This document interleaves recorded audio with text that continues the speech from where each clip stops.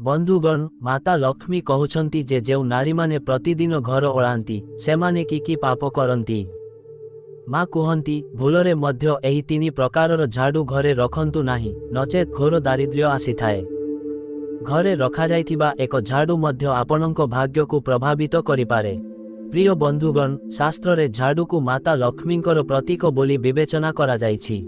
जदि एहाकु सठिक भावरे व्यवहार करा जाए तेबे एहा जणे व्यक्ति को धनी करिपारे। आम सनातन हिंदू धर्म शास्त्र रे झाड़ू सहित अनेक शुभ और अशुभ संकेत जड़ित। केतेक जिनिष झाड़ू सहित आदौ करिबा उचित नुहे नचेत जीवन रे असुविधा आसीबाकू लागे। झाड़ू को सठिक दिगरे और ठीक उपाय रे रखिबा अत्यंत गुरुत्वपूर्ण। नहेले एहा देवी लक्ष्मी को भौणी अलक्ष्मी को आकर्षित करे जहाँ दारिद्र्य और संकटर प्रतीक बोली विवेचना करा जाए। तेणु आसंतु आजिर कहानीटी को अधिक विलंब नकरी आरंभ करिबा। बंधुगण सत्य निष्ठार सह कमेंट रे जय माँ लक्ष्मी लेखंतु। बंधुगण एक समयर कथा धौली नगर रे जणे अत्यंत धनी विनोद नामक श्रेष्ठी निज पत्नी सुमित्रांक सह बास करुथिले। से भगवान श्री विष्णुंकर जणे बड़ भक्त थिले। से प्रतिदिन तुलसी गछरे जल अर्पण करुथिले और दैनिक तांकर पूजा अर्चना करुथिले। तांको पत्नी सुमित्रा मध्य जणे अत्यंत साध्वी नम्र और धार्मिक नारी थिले। निसंतान होइथिबारु सेमाने बहुत दुखी थिले। बहुत प्रार्थना और पूजा परे सेमानंकर प्रार्थना भगवान सुनिले और तांको घरे एक सुंदर कन्या संतान जन्म हेला। पितामाता तांको झियर नाम प्रियंबदा रखिले। प्रियंबदा बाल्यकालरु ही तार पितामातांकर अति प्रिय थिला। सेमाने बहुत व्रत और शिवंकर श्रावण सोमवार उपवास करी एही कन्या को पाइथिले। सेथिपाई विनोद और तांको पत्नी सबुबेले सेही झियकु अति गेला करुथिले। सेमाने तांकु कौनसी जिनिषर अभाव हेबाकु देउ नथिले और तार प्रत्येक इच्छा पूरण करुथिले। एथिपाई से अत्यंत अलसुआ कुटिल और अहंकारी होइगला। से अन्य समस्त लोकंकु अपमानित करुथिला और से सफासुतरा को घृणा करुथिला। से जीवन रे केबे झाड़ू को छुई नथिला। समय क्रमे से तार पितामातांको सहित मध्य जुक्तितर्क करिबाकू लागिला। तापरे दिने तार पितामाता भाबिले जे हुएतो विवाह परे से सुधुरी जीव। तेणु सेमाने प्रियंबदांको विवाह विषय रे चिंता करिबाकू लागिले। जेतेबेले तांकु 16 वर्ष बयस हेला श्रेष्ठी विनोद प्रियंबदांको विवाह पाई अनेक धनी लोकंकु निमंत्रण कले और प्रतिष्ठित परिवाररु प्रस्ताव आनिले। किंतु प्रियंबदा समस्तंकु अपमानित करी दूरेई देउथिला। से काहाकू किछि कहूथिला तो काहाकू अन्य किछि। बेले बेले से भाभी बर उपरे घर छात उपरु पानी ढाली देउथिला। तार एहिपरि बालिका सुलभ आचरण जोगु नगरर लोकमाने ताकू भय करिबाकू लागिले। एही कारणरु वर्तमान श्रेष्ठी विनोद और तांको पत्नी अत्यंत चिंतित और दुखित होई रहिबाकू लागिले। तापरे दिने हठात प्रियंबदांकर आखि जंगल रे रहुथिबा जणे अत्यंत गरीब ब्राह्मण युवक उपरे पड़िला। सेही युवकर नाम थिला अरुण। से बुद्धिमान और समस्त शास्त्र रे निपुण थिले। से भगवान विष्णुंकर जणे परम भक्त थिले और प्रतिदिन सकाळे उठी स्नान करिबा परे तुलसी गछरे जल अर्पण करुथिले। तापरे गानर एक शिव मंदिर को जाई से अत्यंत भक्तिर सहित भगवान शिवंकर पूजा अर्चना करुथिले। अरुण जणे सरल युवक थिले और सरल जीवन बिताउथिले। किंतु से दिन जेतेबेले प्रियंबदा तार सांगमानंक सहित जंगल रे बुलुथिला सेतेबेले तार आखि सेही सुंदर युवक उपरे पड़िला। से तांको शांत स्वभाव और सुंदर रूप को देखि प्रेम रे पड़ीगला। प्रियंबदांकु अरुण बहुत भल लागिला और से घर को फेरी तार बापांकु कहिला, बापा तुमे मो पाई बहुत बड़ घर देखिल। किंतु मुन सेही ब्राह्मण युवकंकु ही विवाह करिबी जहांकु मुन आजी जंगल रे देखिली। जे ब्राह्मण मानंक सहित पूजा पाई जाउथिले। झियो मोहनरु एही कथा सुनी विनोद आश्चर्य हेले। किंतु झियोर खुशी पाई परदिन सकाळे उभय युवकंक निकटकु गले। तांकर कुड़िया घर देखि श्रेष्ठींक हृदय रे दुख लागिला। किंतु से भाबिले जे आसंतु देखिबा मो झियो एही गरीब ब्राह्मण को काहींकी चाहुंची और काहींकी तांकु विवाह करिबाकू चाहुंची। तापरे विनोद युवकंक निकटकु जाई पचारिले, हे विप्रवर आपण किए? दयाकरी मोते विस्तृत परिचय दियंतु। मो नाम अरुण। मुन जणे गरीब ब्राह्मण। घरे मोर वृद्ध पितामाता अछंती और मुन मंदिर रे पूजा करी जीविका निर्वाह करे। कुहंतु वर्तमान मुन आपनंकु किपरि साहाय्य करि पारिबी? तापरे श्रेष्ठी कहिले, हे विप्रवर, ए हेउछन्ति मोर झियो प्रियंवदा, जी आपनंकु हृदय चाहती और आपनंकु विवाह करने चाहती। तापरे आश्चर्य होई अरुण कहिले, हे महाशय, मोते क्षमा करंतु, किंतु मुन आपनंको और आपनंको झियो पाई उपयुक्त बर नुहे। आपनंको आगरे मोर कौनसी स्थिति नाही। आपण कौन आम सहित थट्टा करुछंती? मोर धन संपत्ति नाही, मो जीवन बहुत सरल और गरीब। मु आपनंको झियो को कौनसी सुख सुविधा दे पारिबी नाही। तापरे श्रेष्ठी विनोद अरुण को बुझाई कहिले, चिंता करंतु नाही, मु आपण उभयंकु एते धन देवी जे आपण उभय एक आरामदायक जीवन बिताई पारिबे। तापरे अरुण तांको कथारे राजी हेले और तापरे शुभ मुहूर्त अनुजाई प्रियंवदांको विवाह तांको सहित करागला। बंधुगण, तापरे विवाह दिन प्रियंवदांको माता धार्मिक रीतिनीति समाप्त हेबा परे एक झाड़ू देई कहिले, झियो, एहाकु सुरक्षित रख। विवाहरे कन्यादान समय घरर सामग्री सहित एक झाड़ू देवा द्वारा माता लक्ष्मी सर्वदा सेही घरे बास करती। एहा एक शुभ संकेत। किंतु प्रियंवदा सेही झाड़ू को नहीं केवल पाखरे रखिदेला। तापरे समस्त रीतिनीति समाप्त हेबा परे प्रियंवदा तार घर को गला। विवाह पूर्वरु श्रेष्ठी विनोद तांको झियो पाई एक नुआ घर तैयारी कराइथिले और व्यवसाय करिबा उद्देश्य तार स्वामींको पाई एक शस्य दुकान मध्य आरंभ कले, जहा फलरे भविष्यतरे सेमानंकर व्यवसाय भल भाबरे बढ़िबो और सेमाने मध्य उन्नति करिबे। वर्तमान प्रारंभिक दिन रे प्रियंवदा खुशी थिला। से तार स्वामींको सहित स्नेहर सहित सहवास करुथिला, किंतु शीघ्र से तार प्रकृत रूप देखाइबाकू लागिला। अलसुआ और अहंकारी होइथिबारु से घर को आदौ सफा कला नाही। वर्तमान घर सर्वदा अपरिष्कार रहुथिला। खाइबा परे बासन गुड़िक जेमिति थिला सेमिति रहुथिला। घरर सबुआडे मकड़सा जाल रहुथिला। तापरे दिने प्रियंवदांको स्वामी अरुण तांकु बुझाई कहिले, हे प्रियंवदा, तुमे घरर कामरे निपुण हेबा उचित। तुमे कौनसी प्रकारर काम करुनाह। तापरे प्रियंवदा कहिला, आरे छाड़, तुमे एमिति कथा न कहिले भल हेबो। आजि पर्यंत मु मो घरे कौनसी काम करी नाही ओ हम भविष्यतरे मध्य किछि करिबि नाही। जदि तुमको लागुछि जे सबु काम तुम मांकु करिबाकू पड़िबो, तेबे मु आजि मो बापांकु डाकिबि ओ एठाकू 2 किंबा 4 जन चाकर आनिबि। जहा हेउ एसबु मोर, तेणु मोते काम करिबा पाई कोन बाध्यता रहिबो।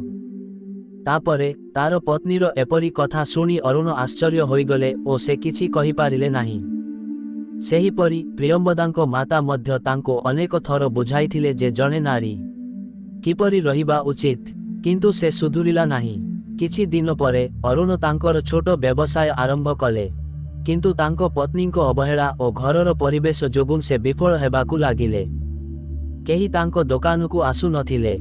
जदि केही आसुथिले तेबे तांकर निराश चेहरा देखि सेठारु आगकू बढ़ी जाउथिले। वर्तमान दिनगुड़िक एहिपरि भाबरे बीतुथिला। तापरे दिने अरुणंकु तांकर व्यावसायिक कार्य पाई अन्य एक नगरकू जिबाकू पड़िला। सेथिपाई से सकाळु उठी काहाकू किछि न कहि तांकर सामग्री पैक कले और तांकर बलद गाड़ी नहीं चाली गले। अन्य पटे अरुणंकर वृद्धा माता निज झाड़ूटीरे घर ओळाउथिले, जहाकू से जत्नर सहित तांको पुरुणा घरु आनिथिले। से विश्वास करुथिले जे झाड़ूरे माँ लक्ष्मी बास करती और दैनिक झाड़ू मारिबा द्वारा माँ लक्ष्मींकर कृपा सेही नारी उपरे रहिथाए। किंतु तांको बहुर एपरी निष्ठुर आचरण देखि से तांको किछि कहिले नाही। किंतु सेही दिन हठात प्रियंवदांकर ध्यान सासुंकर झाड़ू उपरकू गला, जहाकू देखि तार मने पड़िला जे तार माता मध्य सगुन रूपरे एक झाड़ू उपहार देइथिले। से ताहाकू बाहर कला और तार सासुंकू देई कहिला, आरे माँ, तुमे गरीब होई रहिबो। एठारे मो बापा तुमको रहिबा पाई एक विशाल घर देइछंती और तुमे सेठारे एक छिंडा पुरुणा झाड़ू नहीं बुलुछ। आस एणिकी तुमे एही नुआ झाड़ूरे ओळाओ ओ हम एहा परे मुनसे ही पुरुणा झाड़ू को आउ देखिबाकू चाहू नाही।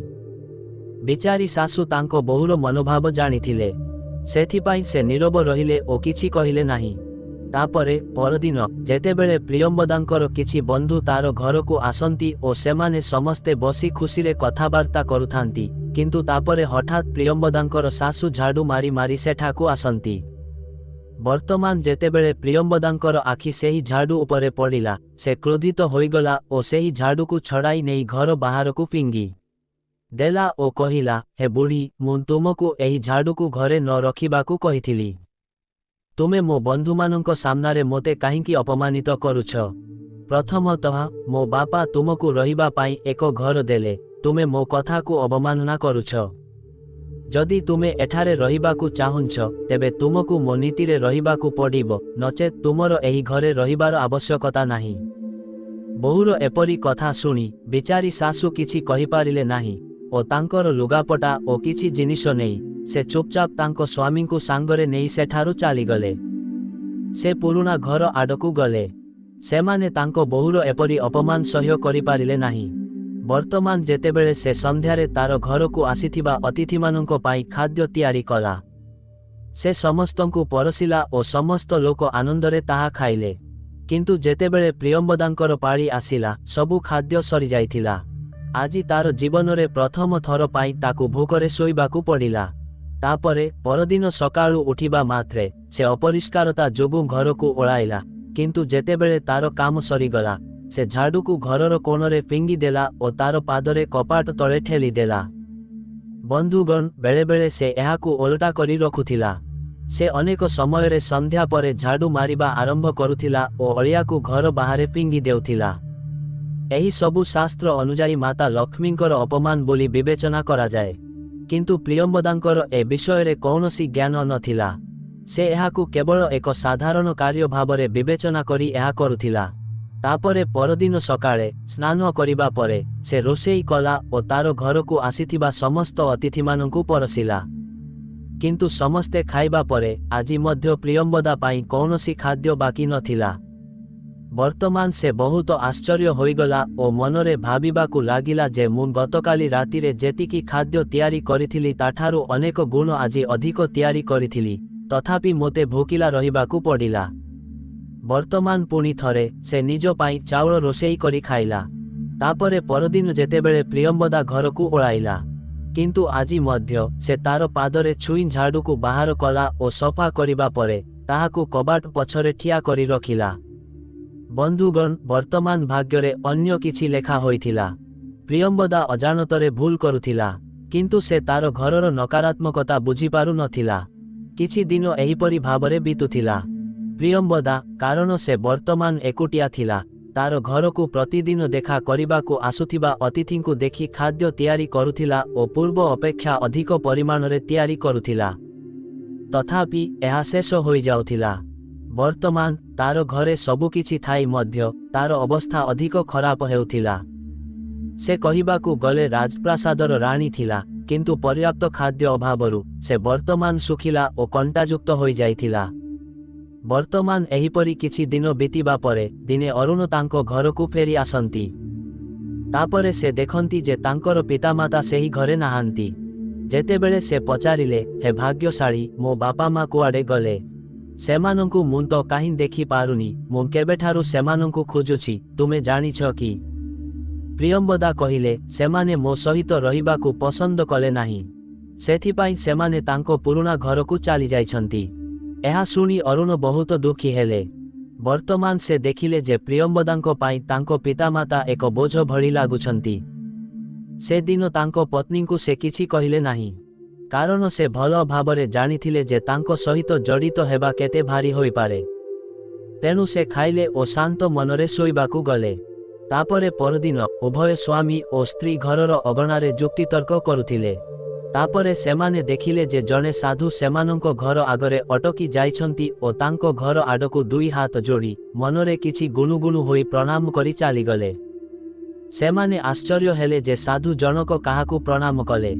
ତାପରେ ପରଦିନ ଠାରୁ ଏହା ଏକ ଦୈନନ୍ଦିନ ରୁଟିନ୍ ହୋଇଗଲା। ସାଧୁ ଜଣକ ପ୍ରତିଦିନ ସେଠାକୁ ଆସୁଥିଲେ ଓ ଦୁଇ ହାତ ଯୋଡ଼ି ପ୍ରଣାମ କରି ଚାଲିଯାଉଥିଲେ। ଧୀରେ ଧୀରେ ପ୍ରିୟମ୍ବଦାଙ୍କ ଖରାପ ଅଭ୍ୟାସ ଯୋଗୁଁ ଘରର ସମସ୍ତ ଧନ ସମ୍ପତ୍ତି ସରିବାକୁ ଲାଗିଲା। ସେ ତାର ବାପାଙ୍କୁ ଟଙ୍କା ମାଗି ମାଗି ଦେବାଳିଆ କରି ଦେଇଥିଲା। ବର୍ତ୍ତମାନ ଦିନେ ଅରୁଣ ତାର କାର୍ଯ୍ୟକଳାପରେ ବିରକ୍ତ ହୋଇ ତାଙ୍କୁ ଛାଡ଼ି ତାଙ୍କ ପିତାମାତାଙ୍କ ପାଖକୁ ଗଲେ ଓ ସେଠାରେ ସେବା କରିବାକୁ ଲାଗିଲେ। ବନ୍ଧୁଗଣ, ସେହି ସାଧୁ ଜଣକ ନିଜେ ଭଗବାନ ଶ୍ରୀହରି ବିଷ୍ଣୁ ଥିଲେ, ଯିଏ ପ୍ରିୟମ୍ବଦାଙ୍କୁ ମାର୍ଗଦର୍ଶନ କରିବା ପାଇଁ ସାଧୁ ବେଶରେ ପୃଥିବୀକୁ ଆସିଥିଲେ। କାରଣ ପ୍ରିୟମ୍ବଦାଙ୍କ ପିତାମାତା ଭଗବାନ ବିଷ୍ଣୁଙ୍କୁ ବହୁତ ପୂଜା କରିଥିଲେ। ସେଥିପାଇଁ ଭକ୍ତ ବତ୍ସଳ ପ୍ରଭୁ ନିଜେ ତାଙ୍କୁ ସାହାଯ୍ୟ କରିବାକୁ ଆସିଥିଲେ। ବନ୍ଧୁଗଣ, ବର୍ତ୍ତମାନ ପ୍ରିୟମ୍ବଦା ଏଠାରେ ଏକୁଟିଆ ରହିଗଲା, କିନ୍ତୁ ତାର ସ୍ୱଭାବ ବଦଳିଲା ନାହିଁ। ବିଳାସପୂର୍ଣ୍ଣ ଜୀବନରେ ଯାହା ବି ଟଙ୍କା ବାକି ଥିଲା ସେ ସବୁ ଉଡ଼ାଇ ଦେଲା। ଏତିକି ବେଳେ ତାର ବାପା ମଧ୍ୟ ତାଙ୍କୁ ଛାଡ଼ି ଦେଇଥିଲେ।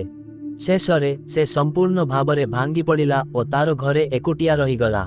ସେ ତାର କାର୍ଯ୍ୟକଳାପ ପାଇଁ ଗଭୀର ଭାବରେ ଅନୁତାପ କରିବାକୁ ଲାଗିଲା, କିନ୍ତୁ ବହୁତ ଡେରି ହୋଇଯାଇଥିଲା। ବନ୍ଧୁଗଣ, କିନ୍ତୁ ଏହି ସମୟରେ ଗୋଟିଏ କଥା ବଦଳିଲା ନାହିଁ। ସେହି ସାଧୁ ତଥାପି ପ୍ରତିଦିନ ତାର ଘରକୁ ଆସୁଥିଲେ, ତାଙ୍କୁ ଅଭିବାଦନ ଜଣାଉଥିଲେ ଓ ସେଠାରୁ ଚାଲି ଯାଉଥିଲେ, ମନରେ କିଛି କହି। ତାପରେ ଦିନେ ପ୍ରିୟମ୍ବଦା ସହ୍ୟ କରିପାରିଲା ନାହିଁ। ସେହି ସାଧୁଙ୍କୁ କହିଲା, ଆପଣ ପ୍ରତିଦିନ ମୋ ଘର ଆଡ଼କୁ ଦେଖି କାହାକୁ ଅଭିବାଦନ ଜଣାଉଛନ୍ତି? ମୋ ଘରେ ବର୍ତ୍ତମାନ କିଛି ବାକି ନାହିଁ, କିନ୍ତୁ ଆପଣ ପ୍ରତିଦିନ ଅଭିବାଦନ ଜଣାଉଛନ୍ତି। ଆପଣ ଶେଷରେ କ'ଣ ଚାହୁଁଛନ୍ତି? ତାପରେ ସାଧୁ ଜଣକ ହସି କହିଲେ, ହେ ଝିଅ, ମୁଁ ତୁମ ଘରେ ବାସ କରୁଥିବା ଦେବୀ ଅଲକ୍ଷ୍ମୀଙ୍କୁ ଅଭିବାଦନ ଜଣାଉଛି। ତୁମ ଘରେ ରହୁଥିବା ଅପରିଷ୍କାରତା, ଅଳସୁଆମୀ, ଅହଙ୍କାର ଓ କଠୋର ଶବ୍ଦ, ତାହା ଦେବୀ ଅଲକ୍ଷ୍ମୀଙ୍କର ରୂପ। ମୁଁ ସେମାନଙ୍କୁ ସମ୍ମାନ କରେ, ଯାହା ଫଳରେ ସେମାନେ କେବେ ବି ମୋ ଘରକୁ ନ ଆସନ୍ତୁ। ସେଥିପାଇଁ ମୁଁ ଆଜି ଯେତେବେଳେ ବି ତୁମ ଘର ଆଗ ଦେଇ ଯାଏ, ମୁଁ ଅଲକ୍ଷ୍ମୀଜୀଙ୍କୁ ପ୍ରଣାମ କରେ। ଦେଖ, ତୁମ ଘର ଉପରେ କିଏ ବସିଛି। ବନ୍ଧୁଗଣ, ଏହା ଶୁଣି ପ୍ରିୟମ୍ବଦା ଆଶ୍ଚର୍ଯ୍ୟ ହୋଇଗଲା, ଯେପରିକି ତାର ପାଦ ତଳୁ ମାଟି ଖସିଗଲା। ସେ କିଛି ସମୟ ପାଇଁ ଚକିତ ହୋଇଗଲା ଓ ନୀରବ ରହିଲା ଓ ଆଉ କିଛି କହିପାରିଲା ନାହିଁ। ଯେତେବେଳେ ସେ ନିଜକୁ ସମ୍ଭାଳିଲା, ସେ ହୃଦୟଙ୍ଗମ କଲା ଯେ ସେ କିଛି ବଡ଼ ଭୁଲ କରିଛି। ସେ ନିଜେ ଦେବୀ ଲକ୍ଷ୍ମୀଙ୍କୁ ଛାଡ଼ି ତାର ଘରେ ଦେବୀ ଅଲକ୍ଷ୍ମୀଙ୍କୁ ସ୍ଥାନ ଦେଇଛି। ଏହା କିପରି ହେଲା? ତାପରେ ସେ ସେହି ସାଧୁଙ୍କର ପାଦ ଧରି କହିଲା, ହେ ମହାତ୍ମା, ଦୟା କରନ୍ତୁ ଓ ମୋତେ କିଛି ଏହାର ସମାଧାନ କୁହନ୍ତୁ। ପ୍ରିୟମ୍ବଦାଙ୍କର ନମ୍ର ଆଚରଣ ଓ ତାର ଭିତରେ ଥିବା ଅନୁତାପକୁ ଦେଖି ସାଧୁ ଭଗବାନ ଶ୍ରୀହରି ବିଷ୍ଣୁ କହିଲେ, ହେ ଝିଅ, ଯଦି ତୁମର ସାହସ ଅଛି, ତେବେ ଧ୍ୟାନର ସହିତ ଶୁଣ। ତୁମର ଭୁଲ ହେତୁ ଏପରି ବିପର୍ଯ୍ୟୟ ଘଟିଛି। ତୁମେ ଘରେ ଝାଡ଼ୁକୁ ଅପମାନିତ କରିଥିଲ। ସେଥିପାଇଁ ଦେବୀ ଲକ୍ଷ୍ମୀ କ୍ରୋଧରେ ତୁମର ଘର ଛାଡ଼ି ଚାଲିଯାଇଛନ୍ତି। ତାପରେ ପ୍ରିୟମ୍ବଦା କହିଲା, ହେ ସ୍ୱାମୀ, ମୋତେ କ୍ଷମା କରନ୍ତୁ ଓ ମୋତେ ମାର୍ଗଦର୍ଶନ କରନ୍ତୁ। ମୁଁ ଏହି ଭୁଲ ପାଇଁ ମାତା ଲକ୍ଷ୍ମୀଙ୍କ ନିକଟରେ କ୍ଷମା ମାଗିବି। ଆଜିଠାରୁ ମୁଁ ତାଙ୍କର ଦୈନିକ ପୂଜା ଓ ଆରାଧନା କରିବି। ହେ ମହାରାଜ, ମୁଁ ଆପଣଙ୍କୁ ମାର୍ଗଦର୍ଶନ କରିବାକୁ ଅନୁରୋଧ କରୁଛି।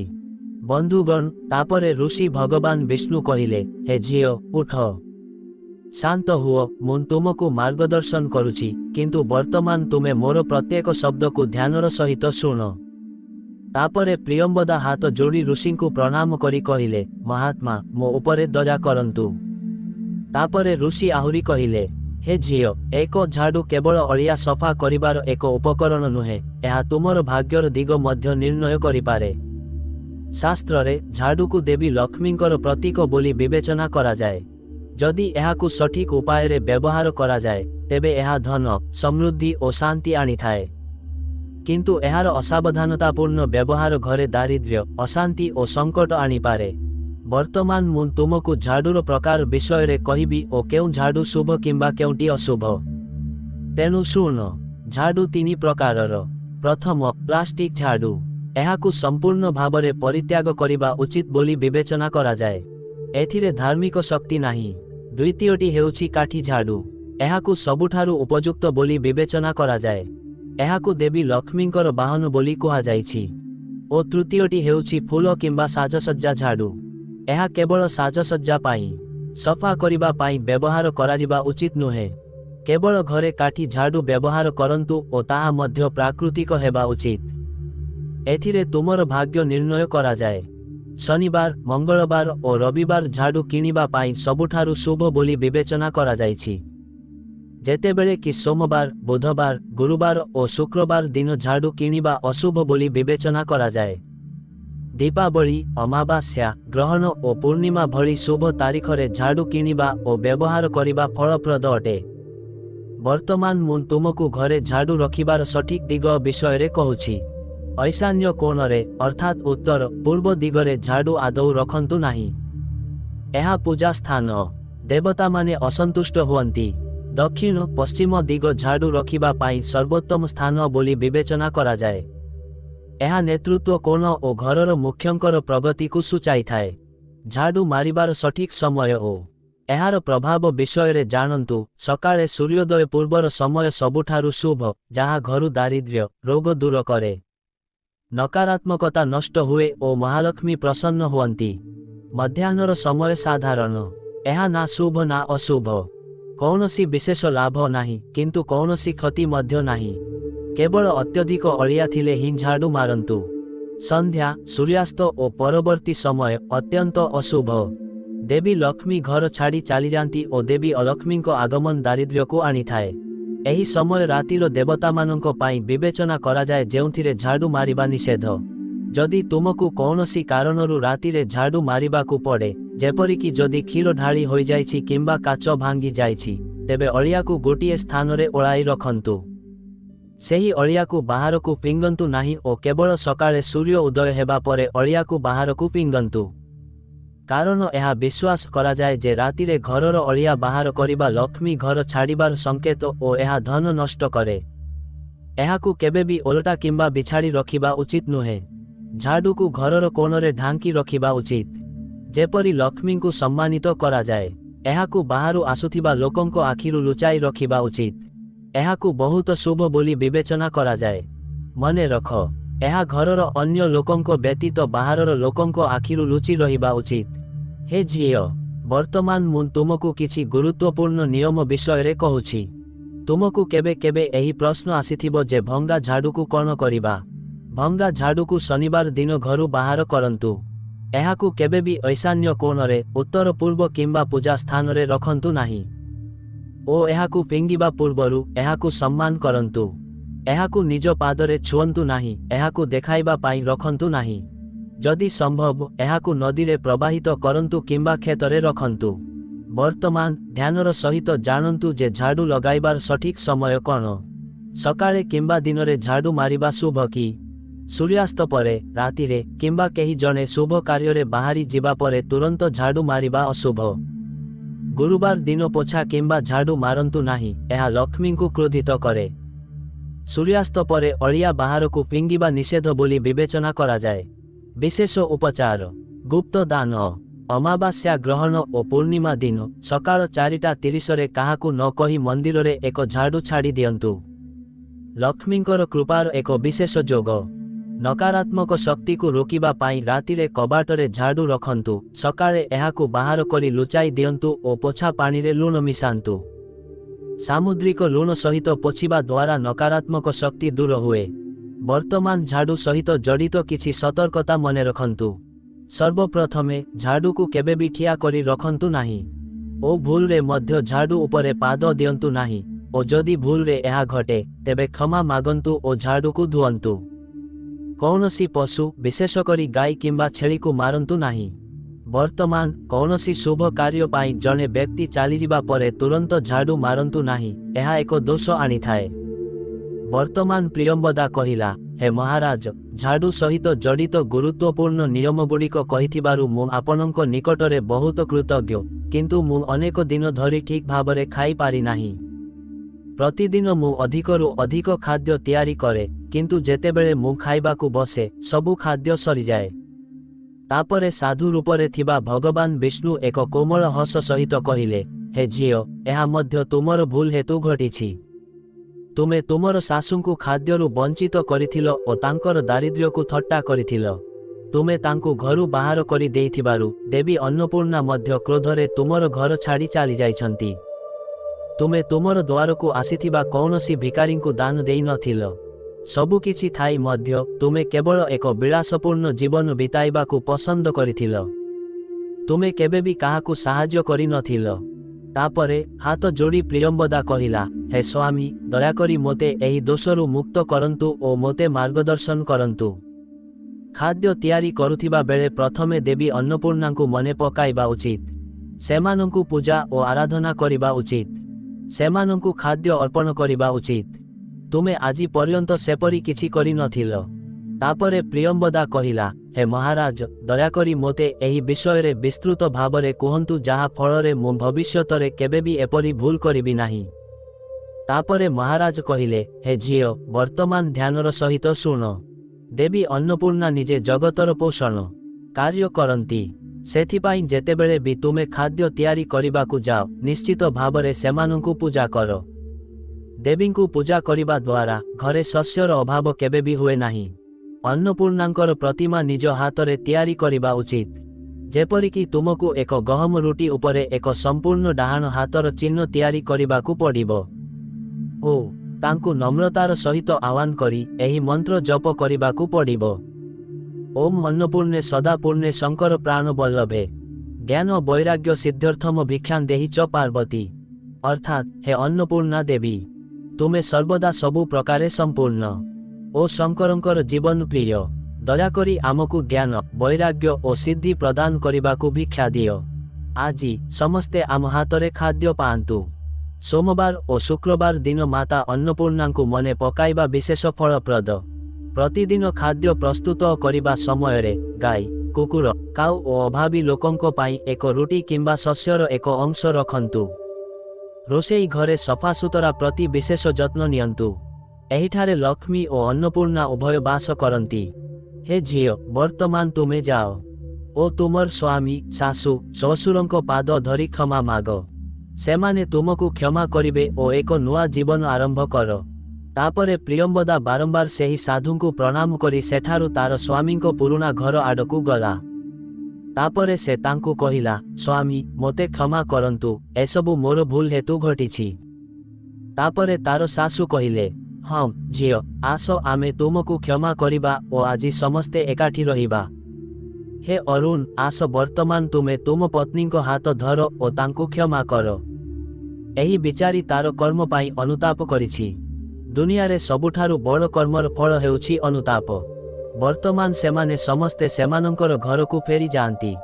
प्रियंबदा तार घरकु आसिबा मात्रे से झाड़ूकु पूजा कला ओ हळदी ओ कुमकुम सहित एहाकु ग्रहण कला ओ तापरे से रोषेई घरकु जाई खाद्य तैयारी कला ओ साधु जेपरी कहिथिले माता अन्नपूर्णांकु पूजा कला ओ समस्त खाद्य रोषेई कला। तापरे समस्त लोक आनंदरे सेही खाद्य उपभोग कले। विशेष कथा हेउछि जे आजी अनेक दिन परे प्रियंबदा प्रथम थर पाई पूरा खाद्य खाइला। वर्तमान से हृदयंगम कला जे से की भूल करिथिला। वर्तमान से जने समर्पित पत्नी और घरर कार्य जने निपुण नारी होई जाइथिला। वर्तमान प्रतिदिन से तुलसी रे जल ढाळुथिला ओ पूजा और आराधना करुथिला ओ से ठीक समय रे घर को सफा ओ ओळाइला। तेणु बंधुगण एही कहानी आमे शिक्षा पाऊ जे घरे अपरिष्कारता अलसुआमी कठोर बाणी और गर्व जोगुन देवी अलक्ष्मी बास करती और जीवन रे दुख और दारिद्र्य आसे। तेणु जने सर्वदा सफासुतरा मधुर कथा और नम्रता अनुसरण करिबा उचित। तेणु बंधुगण आमे आशा करुछु जे आपनंकु एही कहानीटी भल लागिथिबो। तेणु भिडियोटी को लाइक करंतु और चैनल को फॉलो करंतु। आपण समस्तंकु धन्यवाद। जय जगन्नाथ।